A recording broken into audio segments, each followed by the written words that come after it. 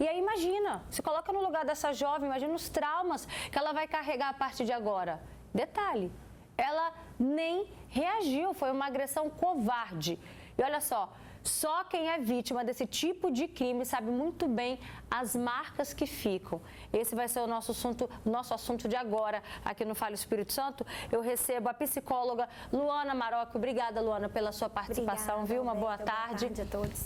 Recebo também a Anne Kelly e a Maria Auxiliadora. Elas têm histórias que se tornam incomuns, por quê? As duas também foram vítimas de assalto, não é isso, Maria Auxiliadora? Sim, também. Qual é o seu sentimento quando você vê uma reportagem, mais um caso a gente noticiando aqui? O que isso causa em você? Roberta, assim, primeiramente, a gente só agradece a você, né, por ter essa abertura e pedir socorro às autoridades, porque nós, assim, como mulher também, a gente já se sente frágil. E, assim, olha o absurdo, a moça tomar um murro na cara, imagina. Eu acho que eu estaria desesperada, porque eu só fui assaltada dentro do ônibus e quando o rapaz mostrou, né, que eu vi que o rapaz estava armado, eu fiquei desesperada. Imagine o rapaz encontrar, né, com a moto, parar a moto e dar um murro. Gente, é assim, então a gente pede socorro realmente à população e agradecer por esse espaço aberto e pedir, gente, pelo amor de Deus, uma providência. E com você, Nikele, quando você vê reportagens, né, passa uma semana, tem um caso, na outra semana tem outro. Isso quando não tem mais de um, na mesma semana a gente noticiando, né? Eu moro numa rua muito movimentada. É escola, é creche, é academia. E eu fui assaltada às 13h34 da tarde. Ou seja, tinha câmeras, mostrou a filmagem. Assim, foi um assalto rápido, porque eles pararam a moto, esperaram eu estacionar o carro. Quando eu terminei de estacionar, eles subiram o contramão, jogaram a moto na minha frente. E, assim, foi um assalto muito rápido. Pedi o meu celular, na hora eu fiquei nervosa, joguei o celular dentro do carro. Eles fizeram entrar dentro do carro para pegar o celular. Eu precisei adentrar no carro, então, assim, eu fiquei muito nervosa. Puxaram o meu cordão, porque eu fui tentar tirar o cordão para entregar. Eles puxaram um, depois puxaram o outro. Aí o outro era um pouquinho mais grosso, me machucou. Aí eu estava com um brinco de bijuteria, eles não quiseram levar o brinco. A minha aliança, eu engordei, e a minha aliança estava apertada no meu dedo. Eu tirei, assim, numa facilidade que eu não entendo como consegui tirar a aliança. E, assim, foi tudo muito rápido e a rua movimentada, né? Aí a gente vê relatos, principalmente de mulheres, né? Mas também acontece com todo mundo. A gente tem história com jovens, com homens, com mulheres, enfim.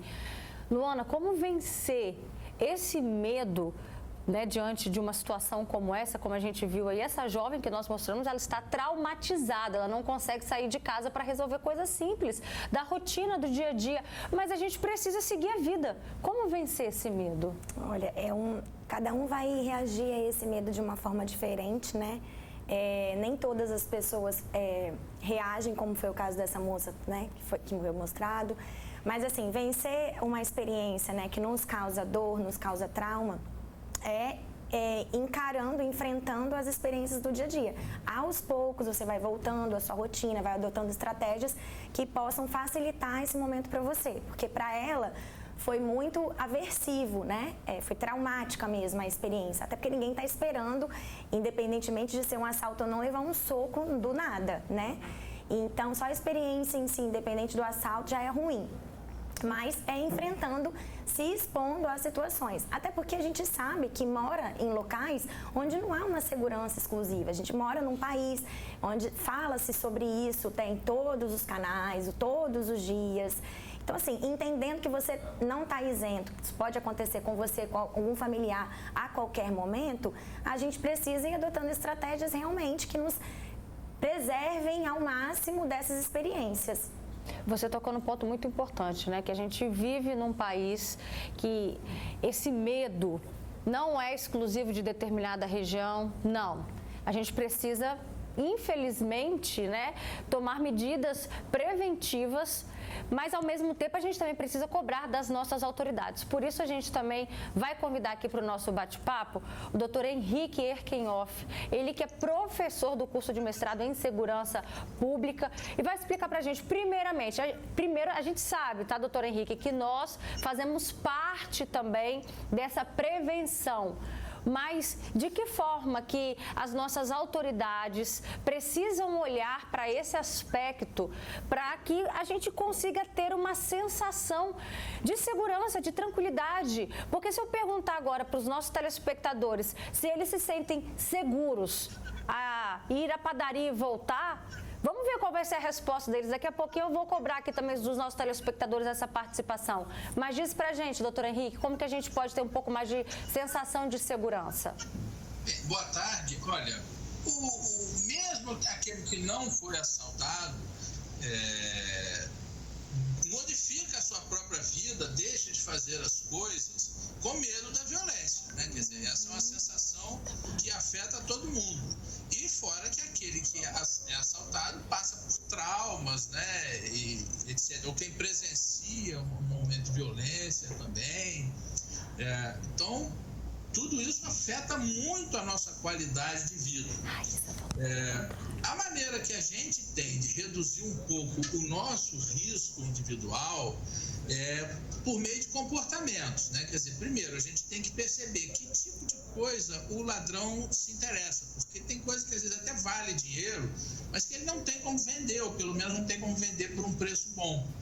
E outras que interessam particularmente aos criminosos, né? Então, assim, celulares da última moda, né, do último modelo, joias verdadeiras, certas marcas de roupa que estejam naquele momento sendo demandadas. Quando a gente usa, principalmente quando a gente tira, por exemplo, um celular na rua, no ônibus, a gente está mostrando para aquele criminoso que estamos com aquele aparelho, né? Então, isso ajuda a evitar você não andar com objetos, ou pelo menos não mostrar nesses locais um objeto mais desejado. Por outro lado, a gente tem que tomar certos cuidados, como, por exemplo, não ficar conversando do lado de fora de casa, principalmente assim, voltou da noite, aí o namorado está deixando o carona, né? E aí fica ali terminando de conversar e tal. Claro, uma coisa gostosa, né? Mas é nesse momento que o criminoso aproveita para abordar. São momentos específicos onde a gente fica mais vulnerável, porque está distraído, né? Está envolvido com outra coisa. Então, a gente precisa também tomar um certo cuidado para não ser um alvo mais atrativo. Claro que isso é bastante injusto, quer dizer, a gente não pode levar a nossa vida, ter as nossas coisas, sim, mas o criminoso não é alguém justo, né? Não tem nada de justo em ser assaltado. Então, o que a gente pode fazer são esses comportamentos que reduzem o nosso risco, que reduzem a atratividade.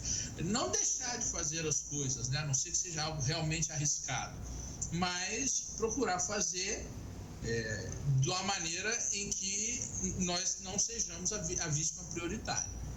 Perfeito. Isso daí é o que nós podemos fazer. Mas a gente também precisa cobrar das nossas autoridades, dos nossos governantes, o que eles também podem e devem fazer, doutor Henrique. Porque olha só, gente, só esse ano a Secretaria de Segurança Pública já registrou mais de 7 mil furtos e também roubos em via pública. A gente está falando aí, nós estamos entrando em junho, só esse ano. O alvo principal, gente, dos criminosos é o aparelho celular, tá? Dos mais de 7.300 aparelhos levados pelos criminosos, pouco mais de 1.700 foram recuperados. O segundo alvo mais comum dos criminosos são os carros e, em terceiro, a bicicleta. E aí, doutor Henrique, diante disso, o senhor deu agora as dicas para a gente, né? Como nós podemos fazer parte dessa prevenção. E em relação às nossas autoridades, o que precisa ser feito? Olha, o trabalho assim, de patrulhamento preventivo já é feito e até bem feito, né? O que a gente está com uma deficiência é na investigação. Né? A proporção desses crimes, quando são registrados, a proporção dos que são realmente investigados é mínima.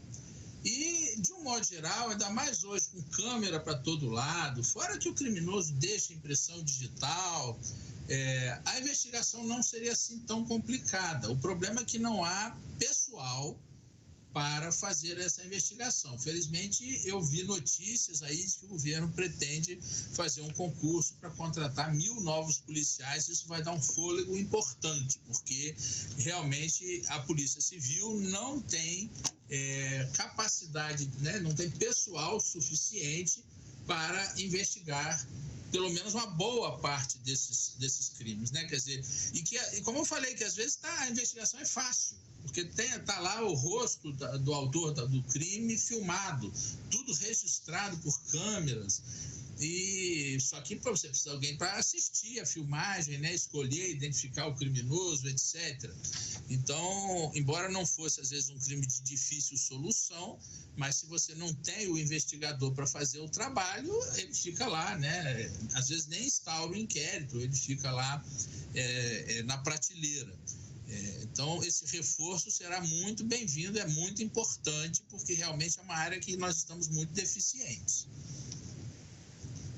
A falar com o senhor, porque agora a gente vai falar de mais um caso que aconteceu em Cariacica, gente, mais um caso também envolvendo agressão durante um assalto. Além de levar todos os pertences da vítima, o grupo ainda bateu nele, gente. Assim que percebeu que seria assaltado, o homem de 42 anos decidiu correr ali, é um tipo de reação, né? Só que os bandidos, 2 homens e uma mulher, tá? Foram atrás desse homem, alcançaram e agrediram, tá?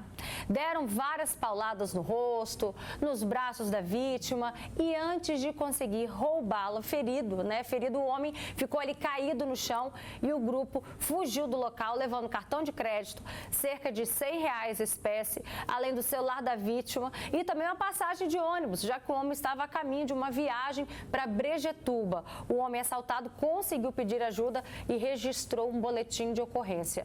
Luana, como é que fica o psicológico da pessoa que, além de uma abordagem truculenta, né, ainda leva os pertences e não só a abordagem, se o que já é impactante, já é um grande susto, mas ainda envolve agressão. Ter que lidar com esses 3 fatores num momento como esse?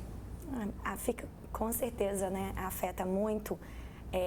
Pode levar ao TEPT, né, que é o transtorno mental, transtorno do estresse pós-traumático, e aí com certeza essa pessoa vai precisar fazer um trabalho medicamentoso, enfim, terapêutico, né?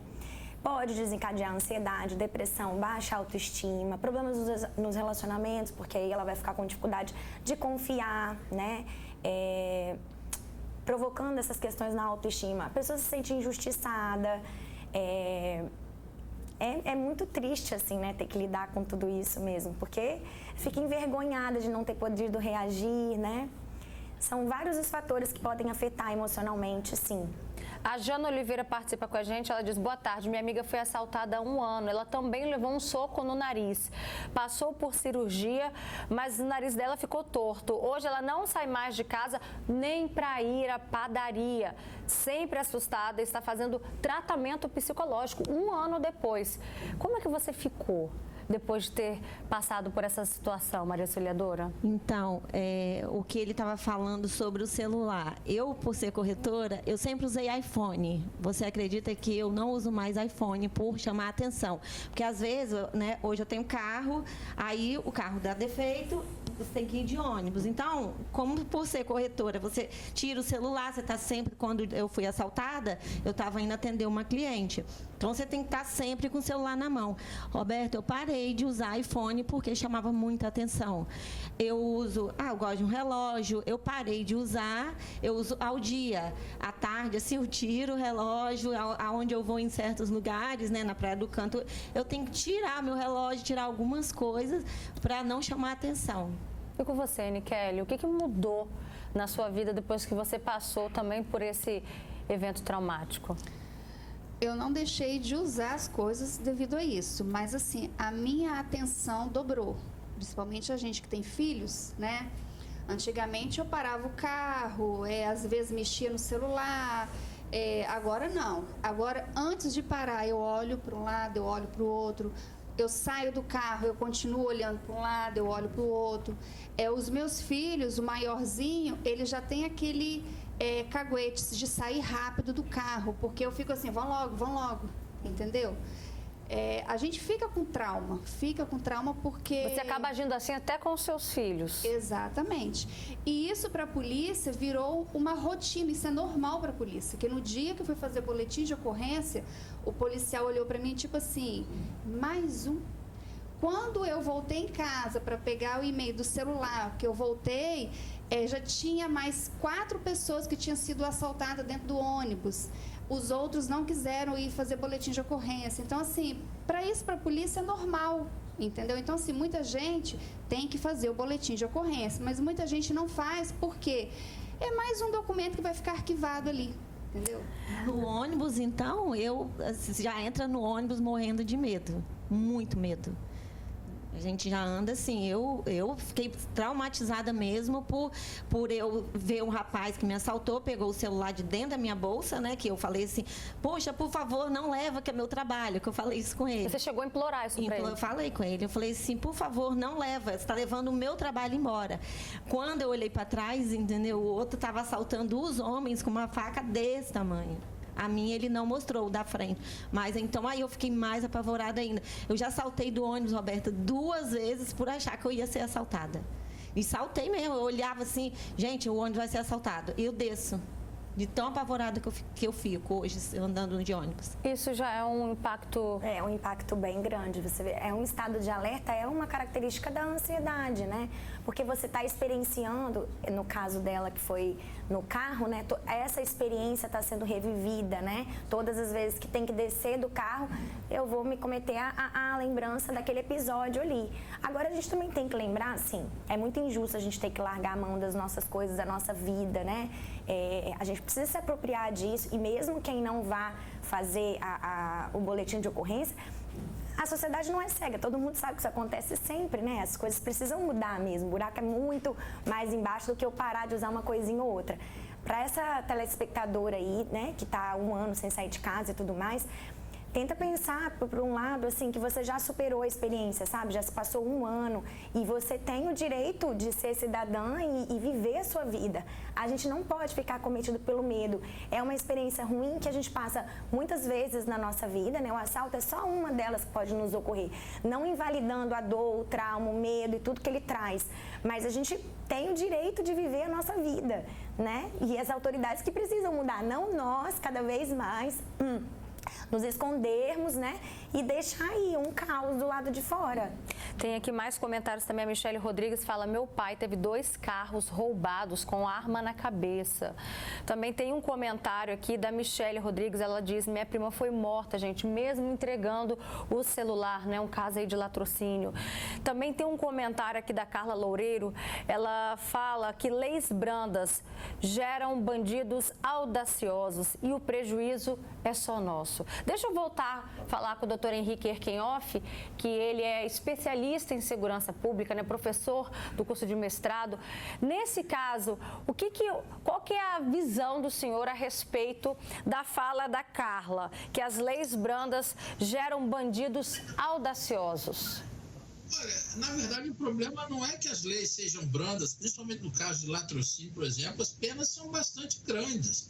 O problema é que se você não tem a apuração do fato, não adianta você ter a previsão de uma pena enorme se o crime não é sequer investigado.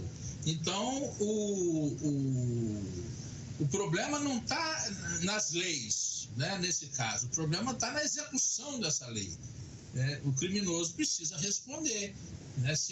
Claro que você não vai conseguir prender todos, mas se você começa a prender, até porque geralmente é o mesmo criminoso, né, que pratica vários crimes, então quando você consegue prender um, na verdade, sem saber às vezes, você está retirando de circulação uma pessoa que já cometeu vários crimes e iria cometer muitos outros. Então, o que precisa é haver a responsabilização, a apuração do crime, a identificação do criminoso e a punição, que a lei prevê penas bastante severas, principalmente no caso de roubo e mais ainda se o roubo é seguido de morte. casos, né, doutor Henrique, que a pessoa ali poderia estar cumprindo tantos anos e isso não acontece. Na prática, a gente acaba esbarrando com o bandido na rua também, né? O problema é esse. Quer dizer, se você não tiver a apuração, né, não vai ter julgamento, não vai ter pena e ele vai ficar solto. E vai continuar cometendo essas violências, né? Então, o importante é a gente ter a apuração dos crimes para que as leis possam ser aplicadas. Elas não são assim, as penas não são baixas. O problema realmente é que elas não são aplicadas e o criminoso sabe disso. Se ele não for preso em flagrante, dificilmente ele é preso depois.